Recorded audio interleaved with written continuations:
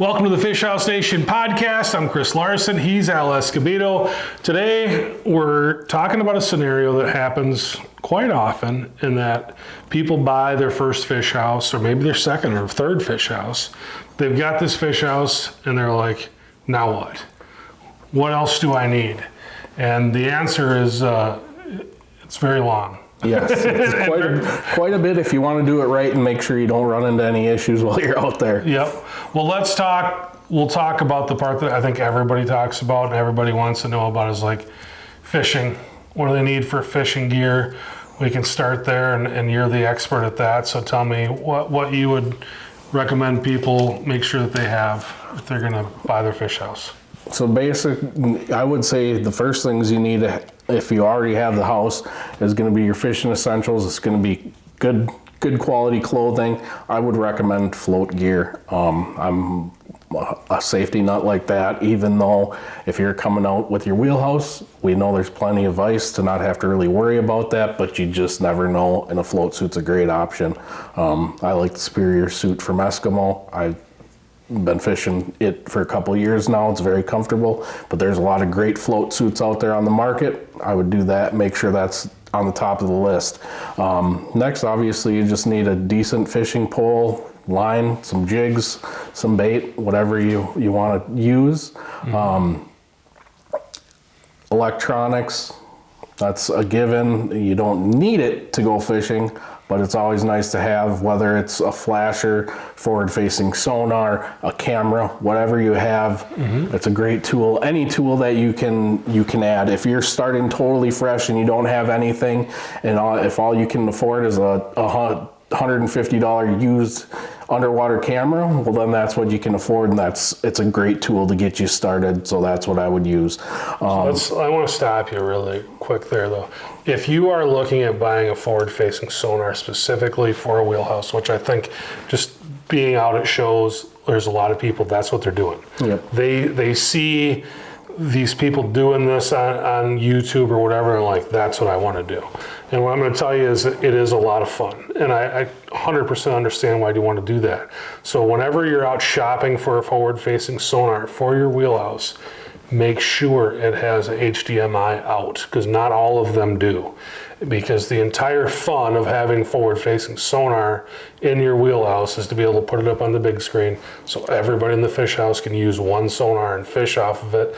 And the big fun is, I'm going to try to catch that fish before you catch it, and we're going to have a competition. And if you can't plug that thing into your television, you don't get to have that fun. So when you're out shopping, make sure you're asking whoever you're working with, and there's a lot of awesome retailers out there that can get you set up and just say, this is what I want to do. Because especially right now, there are some low-cost options out there, but not all of those low-cost options come with that HDMI out that you'll be able to put on your big screen. Exactly. Same goes for the cameras. You want that HDMI if you want to hook it up to the TV. Yep, for sure. Go ahead. Sorry for interrupting you, but just wanted to make sure to get that out. Yep, so after electronics, and you got your fishing rod, your reel, you're basically ready to start fishing. As far as that goes, you need to cut holes in the ice would be the next big thing. When you're dealing with with a house, obviously electric's the way to go. The phenomenon of drills and ion style electric, it really doesn't matter. It's really whatever suits your situation, whatever's easiest to get you going and get you started out in the woods, out on the ice, whether it's a drill auger base just to get you started, or if you can jump into a nice ion that's got that forward and reverse for cleaning out those holes, that makes it a lot easier. So there are a lot of great options. I would definitely look at electric auger for getting set up, especially if you're planning on fishing out of a house. Yeah, there's a lot of people. Wasn't long ago that everybody said, get a propane one that doesn't put as much smoke in your house. Well, now we can go electric, and I don't think there's a few. I know Eskimo still makes a gas auger. They may be the only like mainstream ice fishing company that actually still sells a fuel-powered auger. But the other thing that I get asked all the time is, should I get 10-inch or 8-inch? And I would say it really depends on how you fish. And if you're gonna fish a lot without your wheelhouse, if you're gonna go out in portables quite a bit, I would steer you more towards the 8-inch. I believe that a 10-inch auger is dangerous to fish with if you're gonna be moving around on the ice. I mean, I have a size 14 boot and my leg will go in it and it doesn't feel good. That being said, when I go wheelhouse fishing, I'm using my 10 because I want to open up that big hole. And yes, you know, we have our hole sleeves, we have all these things to help keep those holes open. But the reality is when you're out there ice fishing at 0 degrees, those holes are going to tighten up. They just do. And starting with a 10-inch hole is definitely easier. And to me, that I know there is a 10-inch pistol bit now by Eskimo that you can hook up to your drill, but I mean, I just like having a full-formed auger if I'm going to be out there drilling 10-inch holes. Yep. So I would lean towards, if I'm going to use that auger only in my wheelhouse, a 10-inch, and I would lean towards an ion rather than something that you're going to hook up to your drill. Yeah. Now, the way you fish when you're out tournament fishing, drill, small diameter, perfect. But when you're wheelhouse fishing, I think having that 10 and having like a full form auger is really the way to go. And depending on how much you move, you're the type of person that's like, you know what, I'm going to set up my house. Maybe I'll move it once during the day, but then get a low cost one, because you don't have to, you know, you can get the steel auger. You can get, you know, I think the Eskimo is a little bit cheaper than the Ion. You know, you can save a little bit of money because you're only going to drill maybe 10 holes. Yeah. But if you think you're going to be moving around a lot, get yourself an Alpha, and you know, then you've got more holes available to you. But I would just say that, yeah, I mean, just think about how you're going to use it when you go to buy your auger. And if you're like you and you're going to have like 3 different augers, then it doesn't matter. Yeah. You know, you have your tournament auger and you have your wheelhouse auger, and you're good to go. But yeah, that's going to be an important thing. The other thing that I will say that you definitely want to have is a good scoop to pull the ice out of the hole. Nothing is more annoying when you're in a wheelhouse than having to get through slush to fish. And the other thing is the slush bucket. Just being able to get that stuff out of your house and have nice clean holes is a really big thing. So that's going to be one. If you go to catchcover.com, we've got bundles on there. So if you're just getting started, you can get all the catch cover stuff you need. You can get, you know, your rattle reels, you can get your cup holders, you can get your rod holders, you can get all that stuff. Also think about a rod rack. You know, a lot of times everybody brings their rod case into the wheelhouse and it gets like, oh my God, we have way too many rod cases in this place. So I'm always like, rod cases stay in the truck. We've got plenty of places in the wheelhouse for you to put your rod once you get in the house, but like, I don't want to have to move around rod cases when I'm in the wheelhouse. So have plenty of places to hang your rods and get them up out of the way when you're there, when you're out there ice fishing.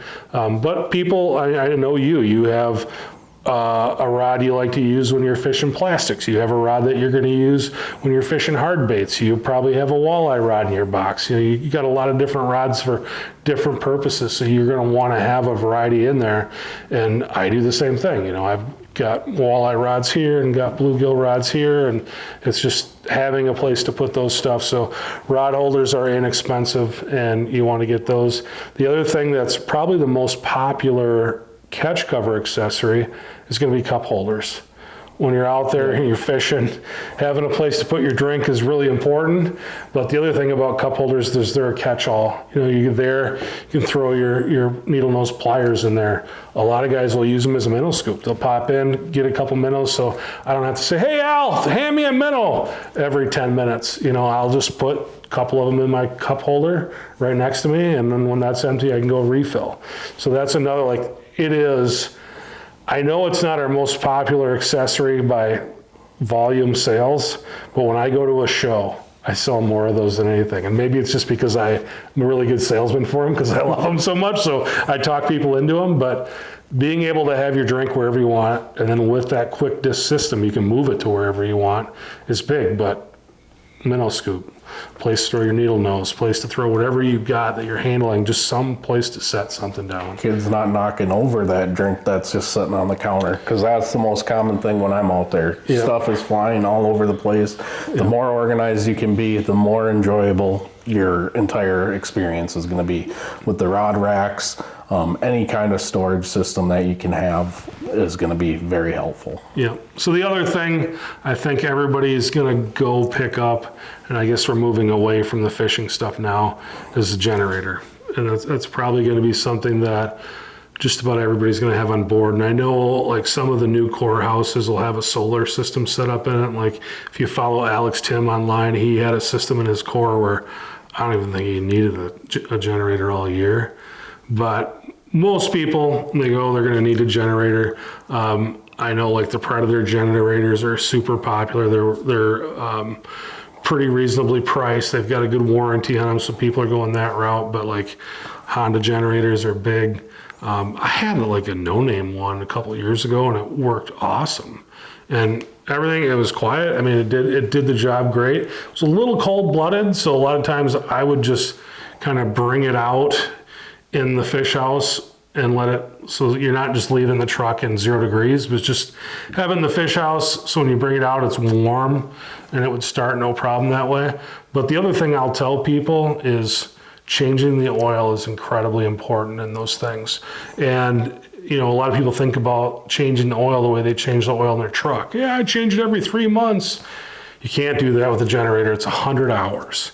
So basically 2 weekends, you know, and you got to change that oil. And if you're doing that, and 9 times out of 10, if someone has a generator problem, I go, when's the last time you changed your oil? I don't know. Well, that's your problem most of the time.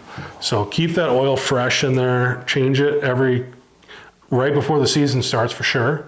And then every couple weekends, you're changing that oil and it'll treat you pretty well generally. And with the list of things to have when you're going out fishing, that's a good thing to have. Have a box dedicated to your generator. Have extra oil, have extra spark plugs, all the tools that you need to be able to fix it and work on it, to be able to change that spark plug, to be able to change the oil. Those are a couple of big things to have. Whenever that generator is going with you, that toolbox should be with you on the ice. Yeah, that actually brings up a great point. The other thing that you see all the time on Ice Fishing Minnesota, usually in late November and in December, is I'm on Lake of the Woods, or I'm on Mille Lacs, or I'm here, or I'm there, and I can't get my furnace started. And it's almost always a sail switch, like almost always. And so go to wherever you got your fish house from and say, I need a sail switch for this thing. And either ask them or go on YouTube and learn how to change that. And that will bail you out of a lot of problems, because usually when that thing's not working, that's 90% of the time, that's what's wrong with it. So those spare parts for your furnace. To that point, I would say when you're buying your house, when you're buying your house, I would ask, you know, whoever you're working with, if they know of any common issues with that particular model house that you're buying. And if there's any sort of common issue that you can easily fix on your own and have parts available, buy those extra parts and always keep them with the house. No matter what it is, whether it's something that's, you know, for trailering it, if you're going to be changing, I don't know. Have a spare tire. Oh, definitely. Yeah. A jack that can handle your house. Yep. Some of the jacks that are in the vehicles aren't really made to be lifting up your house, so have a nice quality jack in there as well. Yeah, I have it almost looks like a floor jack, but it's compact, and I bought it at Menards for like $100. And I take that everywhere I go, even if I'm not pulling the trailer, because I know changing a tire with that stupid jack that they put in the truck is not fun. And another thing I will say when we're talking about changing tires, I learned this on a hunting trip a couple years ago. Them portable air compressors that you can plug into your DC adapter in your truck is a great tool. If you're in a pinch, if you're on the side of the highway and you just got a nail in the tire that flattened you, a lot of times you can get enough air in there just to limp you safely to to somewhere where you can comfortably change that tire or get the tire fixed, whatever you need to do. So that's another good thing to have with you at all times. They're fairly inexpensive and they take up very little space. And it's not only a great thing to have in the truck for ice fishing and dealing with your house, with your ice house, it's a great thing to have just all the time whenever you're on the road. Yeah, the other thing I'd say is a jump box or jumper cables. I was on a trip this winter with a good friend of mine and a guy that a lot of people probably know in the fishing. I'm not going to name him, but he had hooked up his trailer the night before, plugged it into his truck, and I think that thing was kind of bleeding off his battery all night long. He could start it. He picked me up. We stopped at a gas station to get some bait, and some snacks. Came out, truck wouldn't turn over. And I think that thing was just bleeding that battery. We hooked it up to a jump box, fired right up, and away we went. But had we not had that, we would have been kind of out of business. So that's another thing, is just things for your vehicle. Different adapters, maybe to get that wiring harness hooked up to a different vehicle too. That's something that, if you're a person that pulls a boat trailer all the time, you probably already have that stuff. But that's another thing, electrical adapters to hook your trailer up to whatever you might have going on there. While we're on the vehicles, I would say that if you're planning like a bigger trip and that you're going to be on the ice for longer distances, traveling like a Lake of the Woods type trip, something like that, I would consider making sure you have additional items in your vehicle, maybe a set of tire chains, a tow strap, kitty litter. Make sure you have plenty of blankets and stuff like that if you do get stranded. Those simple basic things that a lot of people don't think about on a fishing trip, that could be the difference in spending the night out in a freezing cold pickup truck stuck in a snowbank and making it back somewhere, not sitting out there waiting for someone. Hopefully someone drives down this road tonight, type of deal. So everything that you can add to be as self-reliant, especially on those bigger trips where you're going to be driving a long distance on the ice, really think about those really little things that could happen and be prepared for that. Because, I know that it's kind of grim to think about, but if you get stuck in a snowbank and it's -10 out and your truck dies, there's a good chance you won't be around to tell us about it the next day. So you really got to take safety seriously when you're dealing with ice fishing. It's not as forgiving as spending the night on the shore of the lake because your boat broke down, So you really got to think about all the big picture when it comes to safety and different things for the different situations you might run into. Yeah. Well, on that note, I would say shovel too. I always 100%. take a snow shovel out with me. But let's talk about some of the other creature comfort type of things. Warm blankets are always just nice to have. And I would say I really like, some people get carpeted floor in their fish house. I'm a no on that. But rugs, having some different rugs I like to fish in my socks, you know. So I'll put a couple rugs down, especially if that floor is a little wet when you get going. It just kind of gives yourself a comfortable spot to put your feet. If you like to go out, maybe you're taking, my wife comes out, she likes to relax and read a book. So maybe you're going to have a collection of books or maybe a collection of DVDs. A lot of people are like, oh, I like to stream. Well, that's cool until you're on Mille Lacs with 10,000 other people that are also trying to stream. And a lot of times that signal just isn't enough. So if you've got the satellite, then you're okay. But if you're just trying to stream with your phone, it can be a challenge on a Saturday night on Mille Lacs just because everybody else out there is trying to do the exact same thing. So DVD player and some DVDs are some good things to have as well. Maybe a gaming system. And again, I like to have like an Xbox 360 type of thing just because it doesn't require an internet connection to play games. So old school NES is always fun because it takes us back to old school or Sega Genesis or whatever you got, but something that doesn't require an internet plug-in just for entertainment. And decks of cards, cribbage boards, right. anything that you would like to do when you're killing time in between bites or whatever, taking a break. Mm-hmm. It's a good thing to have in there to kill some time. Yeah. One of the other brilliant things in a fish house that I never thought about it until I went fishing with somebody is having a paper plate dispenser. How many paper plates do you go through? And it's always, where are they? Well, one of my friends had it was mounted on the wall, and you're just always one way to grab it. And again, that brings us to another point with the laws in Minnesota now, and really it should be, I'm not a big fan of adding laws, but we'll just say you should just be responsible and have a good place to deal with your trash and with your human waste, whether that, I'm a bucket guy with kitty litter, but if you're using a dry flush toilet, or maybe you have a full RV system, make sure you're figuring out where you can go to get rid of that stuff as well. But be responsible on the ice, whether it's the law or not, I would say. So think about those things. Coat hangers. Go into your house and figure out places, because you can't put them everywhere. A lot of times guys will just screw them into the wall, and of course they just rip right out. So you got to make sure you're screwing them in a place where there's actually something to screw into. But coat hangers, shelves, paper plates, silverware, whether you like regular metal silverware or disposable, whatever. I would say seasonings. I'm a big seasoning guy. Love the Catch and Cook. All of that stuff you're going to want for cooking, or I just like having different seasonings because it spices up my frozen pizza game. But pillows are another big thing, having some pillows. And so when we talk about that, we're also talking about storage. And I just have a bunch of those black totes with the yellow lids. And that way, I don't need my blankets and pillows in the fish house at 4 o'clock in the afternoon. But I sure like to have them at 10 o'clock at night. So I just have them sitting in the truck in a tote during the day. Yeah, you pull them out of there, they're cold. It actually kind of feels kind of good when you pull them out of there.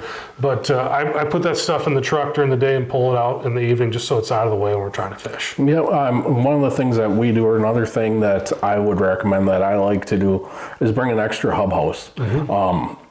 I don't put the extra totes back in the truck. I would put them in the hub house, and then the hub house also doubles as an extra bathroom where you can go in, zip up privacy. You got a heater in there, and it's just an extra little storage space.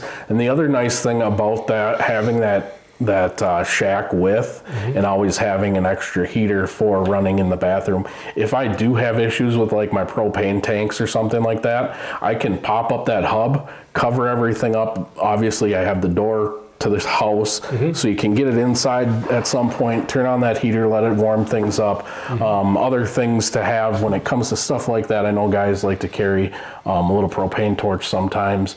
I carry in my side-by-side, my pickup truck, my ice house at all times. Pennzoil makes a spray that they utilize that's made for de-icing stuff. Mm-hmm. I keep a bottle of that, use it for locks, use it for door hinges, use it for all sorts of different things. That's what some guys use torch for that. I like to use the sprays just because I don't want to take the risk of being the guy that burns down in the middle of the lake. But there's simple things like that a lot of guys don't think of that can make a big difference, especially when you're dealing with the cold temperatures. You got your valves on your tanks freezing up, that not allowing you to get that right amount of propane, get the heater going.